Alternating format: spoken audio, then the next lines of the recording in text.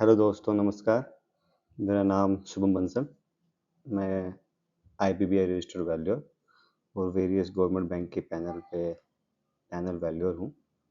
आज की इस वीडियो को बनाने का मेन पर्पस ये है कि बहुत से स्टूडेंट्स और कैंडिडेट्स का डाउट रहता है कि एग्ज़ाम को की तैयारी करें कैसे। बेसिकली बहुत से लोग ये भी कहेंगे कि 1 से 2 महीने में एग्ज़ाम निकाला जा सकता है। पॉसिबिलिटी है, ये नहीं है कि नहीं है। बहुत से लोग कहते हैं कि हम नए हैं इस फील्ड में, हम कैसे निकालें इस चीज़ को। और बहुत से कहते हैं कि हमारा बैकग्राउंड ही नहीं है इस फील्ड का। लेकिन मैंने बहुत से कैंडिडेट्स को भी देखा है जो बिल्कुल हटके बैकग्राउंड से थे और उन्होंने इस फील्ड में आके एग्जाम को क्रैक किया विद इन फ्यू अटेम्प्ट्स। उनसे भी मेरा डिस्कशन हुआ था, बात हुई थी, वो कैसे उन्होंने क्लियर किया। मैंने भी क्लियर किया। बेसिकली किसी भी एग्जाम को क्लियर करने के पीछे एक स्ट्रक्चर प्लान होता है, एक कंसिस्टेंसी होती है, प्रैक्टिस चाहिए होती है, फोकस होता है कि उसके कंसेप्ट के ऊपर। आप कोई भी टॉपिक पढ़ो, उस टॉपिक को समझो पहले। आप ये मत सोचो कि हम इस टॉपिक में डेप्थ में चले जाएंगे। हमें इस एग्जाम को क्रैक करना है, ना कि थीसिस लिखनी है इसमें।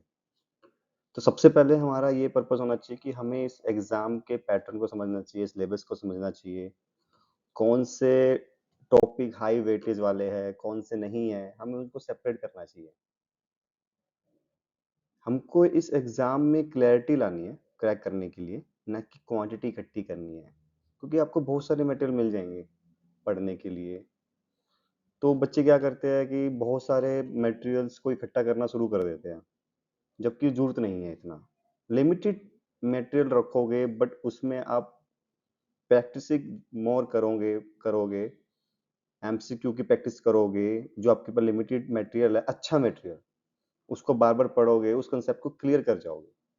तो इसलिए लिमिटेड मटेरियल को रखो, लेकिन फोकस रहो उसी के ऊपर, प्रैक्टिस करते रहो, रिवीजन करते रहो, तो आप कॉन्फिडेंस बूस्ट करोगे।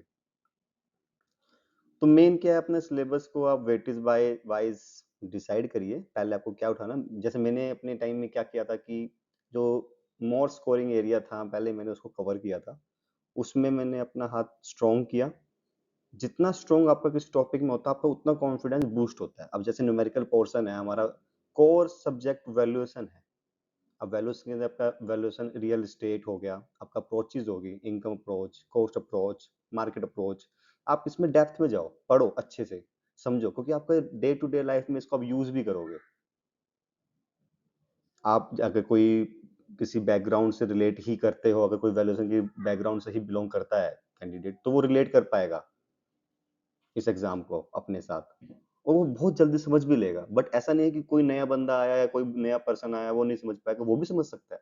इस आपकी इमेजिनेशन का भी खेल है, आप कैसे इमेजिन कर पा रहे हो उस टॉपिक को। एट लास्ट आपको प्रैक्टिस तो करनी ही है, मोर टू मोर। तो कॉमन मिस्टेक्स क्या रहती है इस एग्जाम में, मोस्टली कैंडिडेट्स की, वो क्या करते हैं, वो इनिशियली बहुत सारे सोर्सेज या बहुत सारे मटेरियल्स को इकट्ठा करना शुरू कर देते हैं, जो कि एट द एंड आपको एक ऑब्स्टेकल्स की तरह दिखता है कि आप क्या पढ़े क्या ना पढ़े। इसलिए लिमिटेड रखो, मैं अभी भी यही कहूंगा।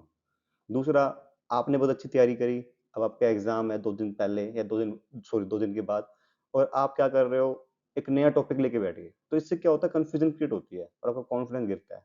अपने कॉन्फिडेंस को गिरने मत दो, उसको उठा के रखो। दूसरा, आपको कई बार लगता होगा कि एमसीक्यू ये तो यार मैं आता ही है, इसको क्या ही करूंगा मैं करके। ऐसा नहीं है, आपको एमसीक्यू करने चाहिए, क्योंकि एमसीक्यू आप करोगे तभी आप क्लियर करोगे, बिना उसके तो बनेगी नहीं बात। लास्ट में, अगर आपको ये वीडियो यूजफुल लगे तो लाइक करें, सब्सक्राइब करें और शेयर करें अपने उन दोस्तों के साथ जो इस फील्ड में आना चाहते हैं, समझना चाहते हैं। अभी ये वीडियो सिर्फ इसलिए बनाई गई थी क्योंकि बहुत से कैंडिडेट्स का मैसेज आ रहा था मेरे पास, कॉल आ रही थी कि सही तरीके से हम एग्जाम को पढ़े कैसे, करे कैसे। नेक्स्ट वीडियो में आईपीबीआई एग्जाम के सिलेबस को समझने की कोशिश करेंगे, उसको समझेंगे एक साथ। तब तक के लिए नमस्कार।